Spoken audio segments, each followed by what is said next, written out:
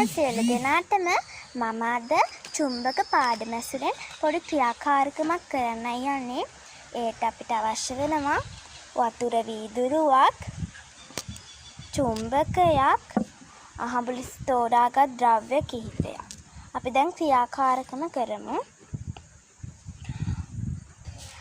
අපි මේ වතුර වීදුරුවට මේ ද්‍රව්‍ය දමා බලමු. එය ආකර්ෂණය වෙනවද ආකර්ෂණය නොවෙනවද කියලා.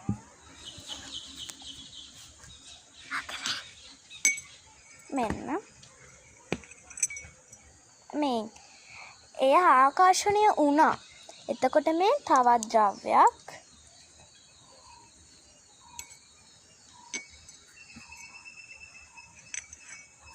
මෙන්න ආකර්ෂණය වුණා. එතකොට මේ තවත් ද්‍රව්‍යයක් එයත් ආකර්ෂණය වුණා. මේ ඒ වගේම තවත් ද්‍රව්‍යයක්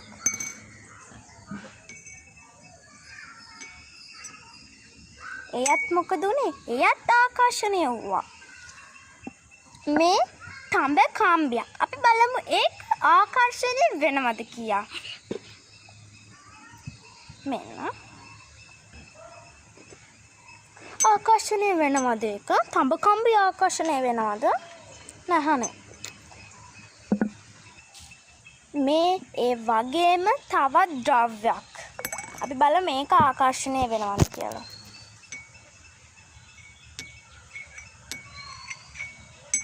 ආකර්ෂණය වෙනවද ඒක? ඒක ආකර්ෂණය වුණෙත් නැහැ. එතකොට ලෝහ ද්‍රව්‍යවල සමහරක් ද්‍රව්‍ය විතරයි චුම්බකයට ආකර්ෂණය වෙන්නේ. ඒ ද්‍රව්‍ය චුම්බක ද්‍රව්‍ය කියලා අපි හඳුන්වනවා. එතකොට චුම්බක ද්‍රව්‍ය විතරයි මේ චුම්බකයට ආකර්ෂණය වෙන්නේ. මේ වීඩියෝ මෙතනින් අවසానයි. මේක නරඹු සැමෝටම සුබ දවසක්.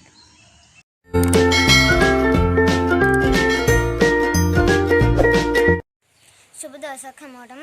අද අපි කතා කරන්නේ විද්‍යාව සුවපහසු දිවියක් සඳහා විදුලිය පාඩමේ විදුලි පරිපථයක් සාදමු කොටසේ ඇති ක්‍රියාකාරකමකුයි. දැන් අපි එම ක්‍රියාකාරකම සිදු කරන ආකාරය නිරීක්ෂණය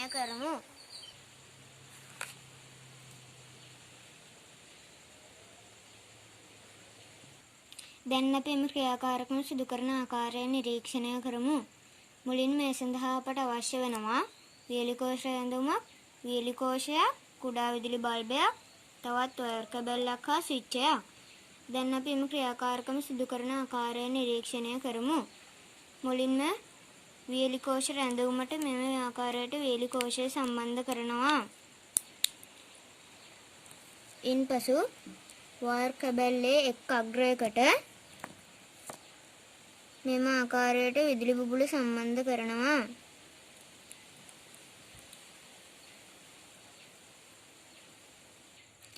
ඉන්පසු එම විදුලි බුබුලේ අනිත් අග්‍රයටද මෙම ආකාරයට තවත් වයර් කැබල්ලක් සම්බන්ධ කරනවා. ඉන්පසු මෙම වයර් කැබල්ලේ එක් අග්‍රයකට මෙම ආකාරයට ස්විච් එකේ එක් අග්‍රයක් සම්බන්ධ කරනවා.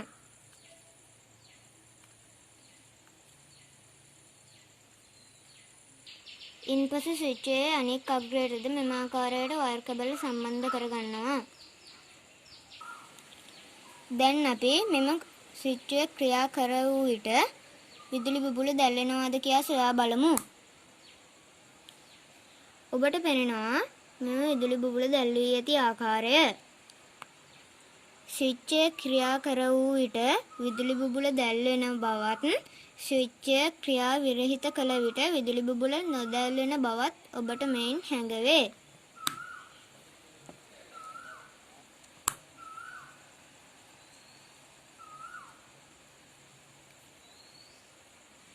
මේ ඔබ දකින්නේ එම ක්‍රියාකාරකම සංකේතාත්මකව ඇඳ ඇති ආකාරයයි.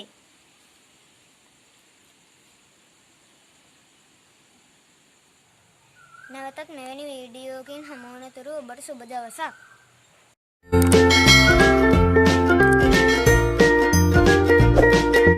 සුබ උදෑසනක් වේවා සියලු දෙනාටම. අද මම චුම්බක පාඩම ඇසුරෙන් තවත් ක්‍රියාකාරකමක් කරන්නයි යන්නේ. අපිට ඒට අවශ්‍ය වෙනවා චුම්බකයක් මෙවැනි නිර්මාණයක් ඒ වගේම හැට්ටකටුවක් හිස් A4 පොලයක් අපි දැන් ක්‍රියාකාරකම කරමු. අපි මේ නිර්මාණය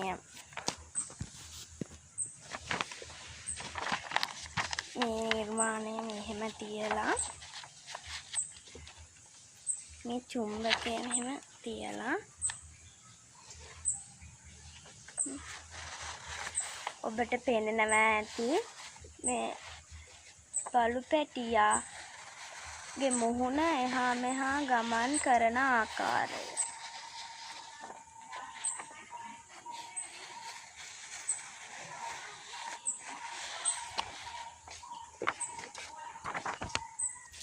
මේ එවැනි තවත් නිර්මාණයක් ඒ කලින් විදිහටම අපි හැට්ට කට්ට ගහ ගන්න ඕනි මෙතන. ඊට පස්සේ ඒ ආකාරයටම ඒ නිර්මාණය එහෙම තියලා මේ චුම්බකයේ මෙහෙතනින් තියලා මේ අපි යන ආකාරය නිරීක්ෂණය කරමු.